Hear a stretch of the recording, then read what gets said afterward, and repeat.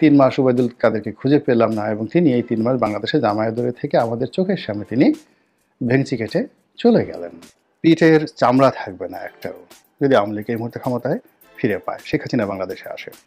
২ নম্বর হলো বাংলাদেশের স্বাধীনতা এবং সার্বভৌমত্বটা একেবারে ভারতের কাছে বিক্রি করে দেওয়া হবে অথবা বন্ধক দেওয়া হবে এবং ভারতের একটি করদ রাজ্য হিসাবে, এটা করদ রাজ্য বলা যাবে না, অনেকটা মানুষ উপপত্নী ব্যবহার করে, রক্ষিতা ব্যবহার করে, এরকম ভারতের একটা রক্ষিতা রূপে বাংলাদেশকে তারা ইচ্ছামতো ব্যবহার করবে।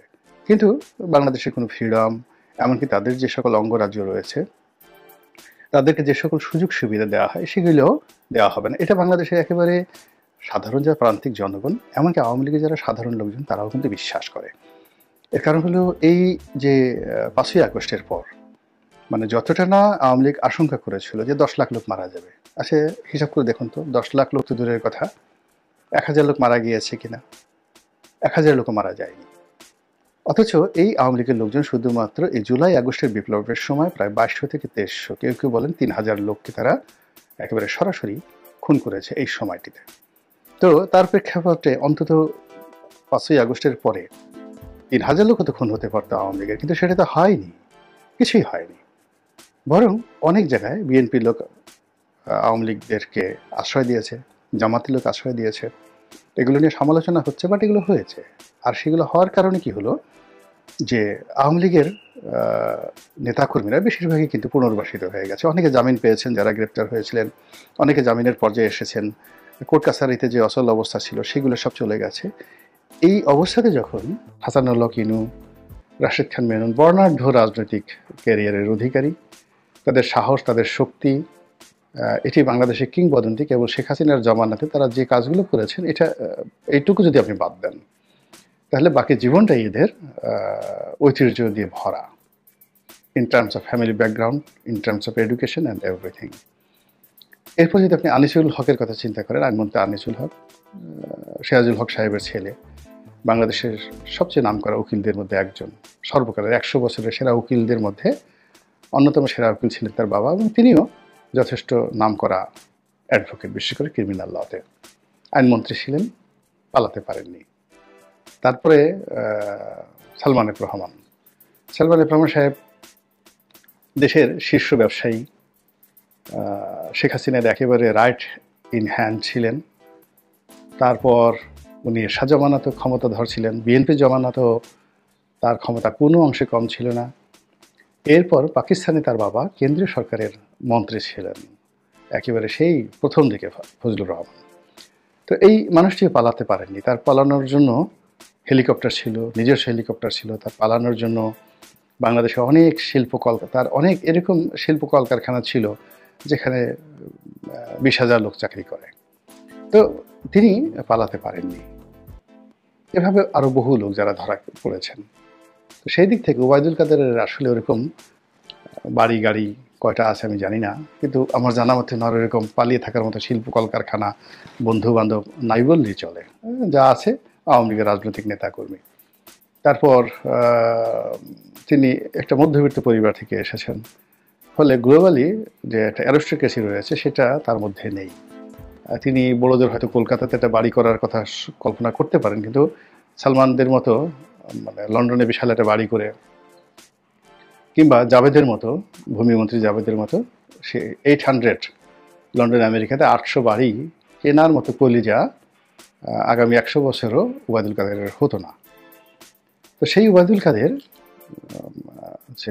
সে যে সৌভাগ্যের বরপুত্র, তা প্রমাণ পাওয়া গেল যে তিনি বাংলাদেশে নাকি 3 মাস ছিলেন জামাই আদরে।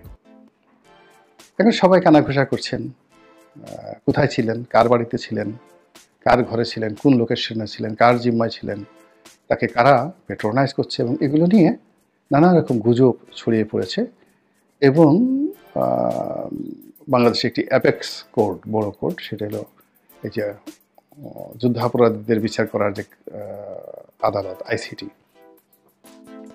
তো সেই কোর্ট থেকে সরকারের প্রতি কারণ দর্শানোর নোটিশ জারি হয়েছে যে ওবায়দুল কাদের কী করে পালিয়ে গেলেন।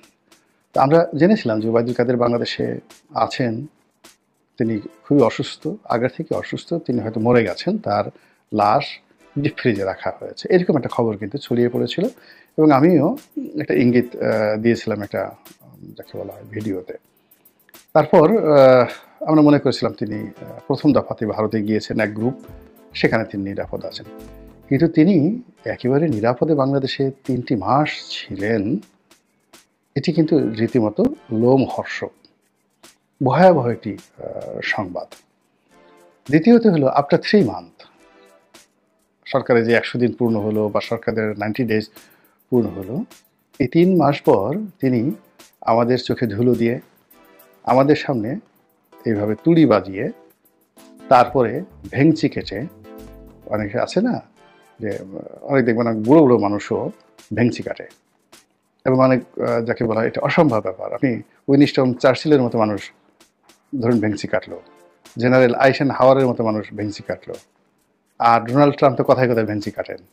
মানে বাচ্চারা যেভাবে দেখেন না, ওই যে জিব্বা বের করে ভেঙ্গায়, দাঁত কিরমির কিরমির করে মানে তার অন্য প্রতিপক্ষকে ছোট করার জন্য মানে ভেংচি কাটে, এরকম ভেংচি কাটা।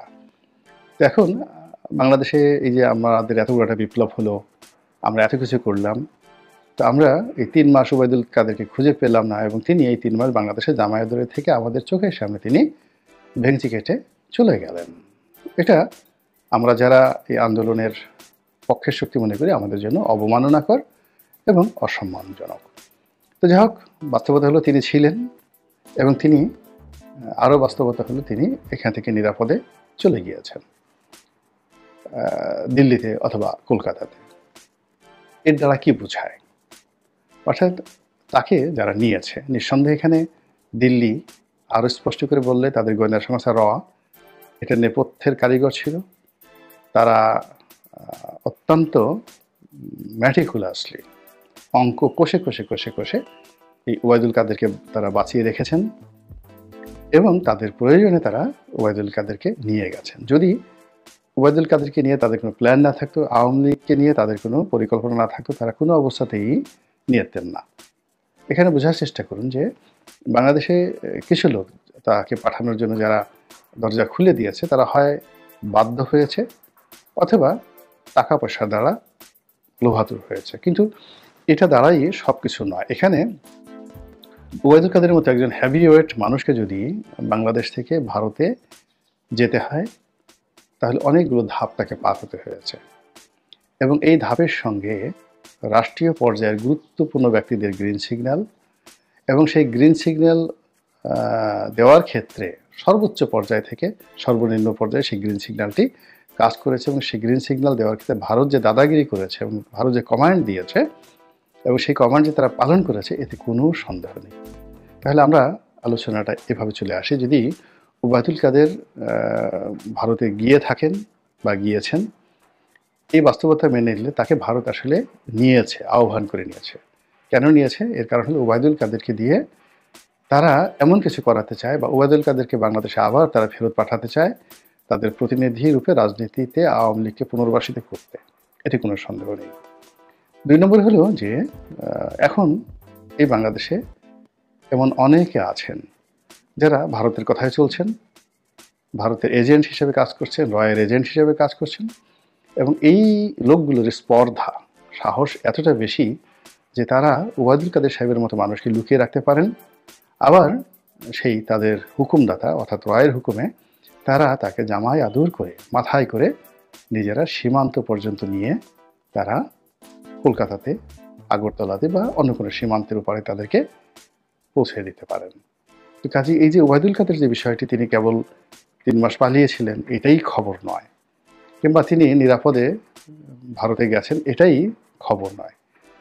এর মূল খবর হলো, এই ঘটনার পেছনে মূল খবর হলো যে এর দ্বারা আগামী দিনে আমাদের রাজনীতিতে কী মেরুকরণ হচ্ছে, আমাদের জন্য কী পরিণতি অপেক্ষা করছে এবং আমাদের এই দেশে আমরা যে এত ভারত বিরোধী হুম্বিতম্বি করছি, এত কথাবার্তা বলছি, এটির পরিণতি কী হবে।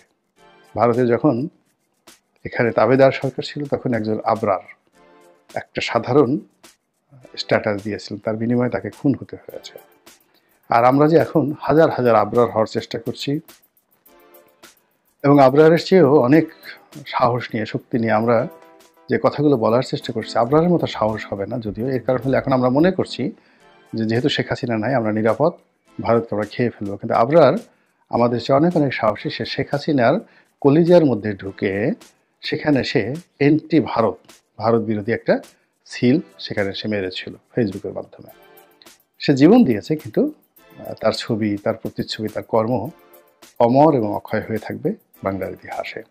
তো এখন বাস্তবতা হলো যে আমরা যারা এই আবরার হওয়ার চেষ্টা করেছি বা করে যাচ্ছি, যদি এই জমানাতে এসে ওবায়দুল কাদেরকে এইভাবে এখান থেকে নিরাপদে সরিয়ে নেওয়া যেতে পারে, তাহলে 2 দিন পরে জেলখানা থেকে আনিসুল হক যে যাবেন না, বা 2 দিন পরে যে সালমান এফ রহমানকে হঠাৎ লন্ডনে দেখা যাবে না, বলেন তো এটার গ্যারান্টিটা কি?